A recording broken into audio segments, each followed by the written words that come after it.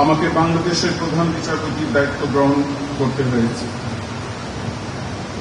আমি বিশ্বাস করি আইনের শাসন প্রতিষ্ঠানের মাধ্যমে বৈষম্যহীন সমাজ বিনির্মাণের জন্য যে কঠিন বিচার বিভাগীয় দায়িত্ব ছাত্র জনতার এই বিপ্লবের কারণে আমার উপর অর্পিত হয়েছে, সেই দায়িত্ব সততা, দক্ষতা ও নিষ্ঠার সাথে পালন করার ক্ষেত্রে সবচেয়ে গুরুত্বপূর্ণ অনুষঙ্গ আপনারা, আমার বিচার বিভাগীয় সহকর্মীগণ। প্রিয় বিচারকবৃন্দ, উপস্থিত সুধীমণ্ডলী, বিগত বছরগুলোতে বিচার বিভাগের উপর নগ্ন হস্তক্ষেপ করা হয়েছে। ন্যায় বিচারের মূল্যবোধকে বিনষ্ট ও বিকৃত করা হয়েছে।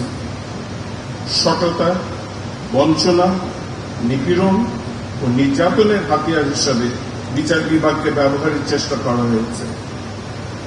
এতে বিচার বিভাগের উপর মানুষের আস্থার সংকট তৈরি হয়েছে।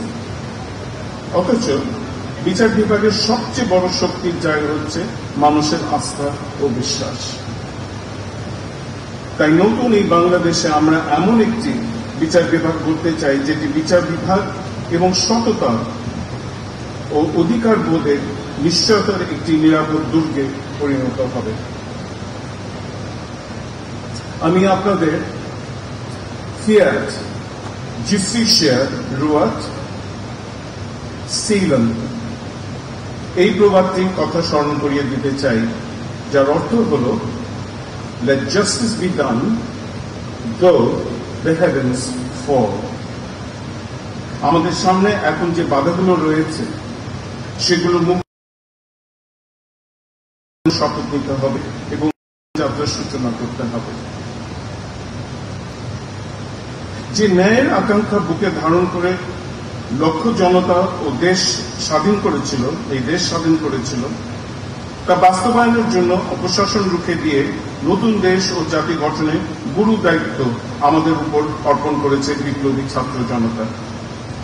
এই লক্ষ্যে আমাদের এখন জন উত্তাপের এই দৃষ্টিকোণ থেকেই ভাবতে হবে যে কেন বিচার বিভাগের এই ছন্দপতন হয়েছিল, কি কি বিষয় এর জন্য দায়ী, এই পথে কি কি প্রতিবন্ধকতা আছে সেগুলো আমাদের চিহ্নিত করতে হবে। তারপর আমাদের কাছে কি কি জনসম্পদ ও অবকাঠামোগত সুবিধা অসুবিধা রয়েছে তা নতুন করে মূল্যায়ন করতে হবে এবং এই জাতীয় দুর্বিপাক থেকে উত্তরণ পূর্বক একটি জনমুখী আইন ব্যবস্থা ও বিচার কাঠামো বিনির্মাণে করণীয়